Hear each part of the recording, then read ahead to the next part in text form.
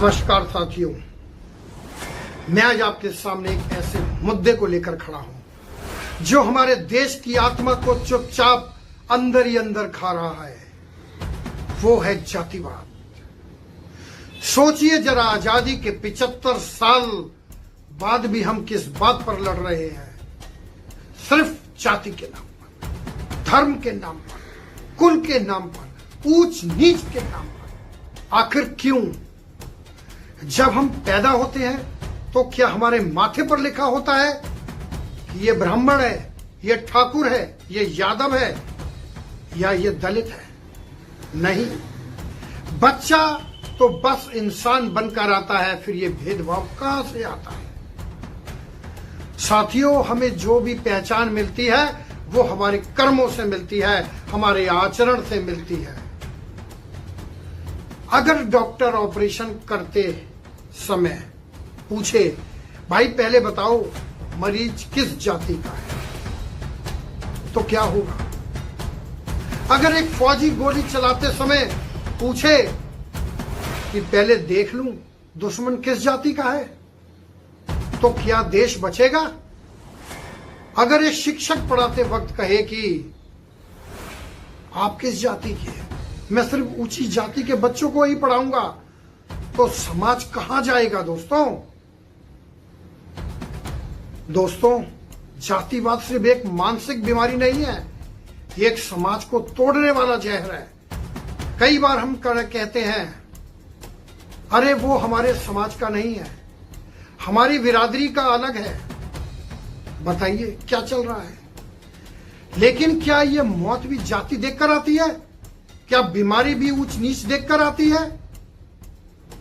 फिर ये सब फालतू बातें क्यों की जाती है? मैं जानना चाहता हूं। इतिहास से सीखिए। आपने सुना होगा डॉक्टर भीमराव अंबेडकर एक दलित परिवार से थे, लेकिन आज पूरे भारत में उन्हें संविधान निर्माता के तौर पर पूजा जाता है। आखिर क्यों? क्योंकि उन्होंने कर्म से पहचान बनाई, ना कि जाति से। भगत सिंह को देखिए, कभी नहीं देखा कि मैं किस जाति से हूं, मैं तो बस आजादी ही चाहता हूं।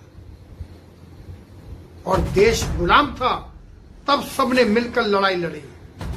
तब कोई ये नहीं देखता था कि साथ में लड़ रहा साथी किस जाति का होगा। तो आज हम क्यों एक दूसरे को तोड़ रहे हैं? क्यों जातिवाद फैला रहे हैं? आज की हालात देख के ऐसा लगता है क्या होगा देश का।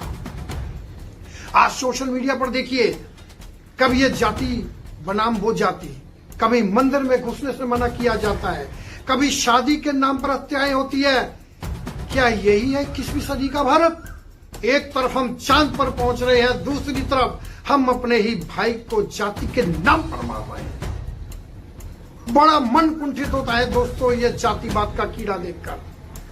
साथियों, ये लड़ाइयां सिर्फ नेताओं को फायदा देती हैं, क्योंकि जब हम आपस में बढ़ जाते हैं तो वही लोग कुर्सी पर बैठे रहते हैं। इसका समाधान क्या हो सकता है? अब सवाल आता है, क्या ये हमेशा चलता रहेगा? क्या हम अपने ही बच्चों को यही शिक्षा सिखाते रहेंगे? मेरा जवाब है नहीं, बिल्कुल नहीं। अब समय आ गया है कि हम सब एक नई सोच लेकर आगे बढ़े। सबसे पहले अपने घर से शुरुआत करें, अपने बच्चों को सिखाएं सभी इंसान बराबर होते हैं, कोई जातिवाद नहीं होता। दूसरा कदम बताएं, अगर किसी को जाति के नाम पर ताना मारे तो भेदभाव ना करें, तुरंत बोलिए, चुप मत रहिए। तीसरा, शादी विवाह त्योहारों में सभी को बराबरी से बुलाइए, क्योंकि छोटा बड़ा कोई नहीं है, सब बराबर है। नेताओं और पार्टियों के बहकावे में मत आइए। जो जाति की बात करे, समझ लीजिए वो समाज तोड़ रहा है, जोड़ नहीं रहा। कर्म से पहचान बनाइए। दोस्तों, आज इस मंच से मैं आप सबके सामने हाथ जोड़कर कहता हूं, जाति से नहीं कर्म से पहचान बनाओ, क्योंकि देश का बंटवारा हो जाएगा। क्योंकि जाति एक ऐसा झूठ है जो हमें एक दूसरे से अलग करता है। कर्म एक ऐसी सच्चाई है जो हमें ऊपर उठाता है। कोई भी इंसान अच्छा या बुरा उसके कर्मों से होता है, ना कि उसके जन्म से। याद रखिए, अगर किसी का खून बह रहा हो तो वो लाल ही होता है, ना कि ऊंच या नीच। अगर किसी को भूख लगी है तो उसे जाति की नहीं रोटी की जरूरत है। साथियों, अब समय आ गया है कि हम सिर्फ भाषणों में नहीं बल्कि अपने रोजमर्रा के जीवन में भी सोच को उतारें। सबका साथ सबका विकास कोई नारा नहीं है, ये हमारी जिम्मेदारी है।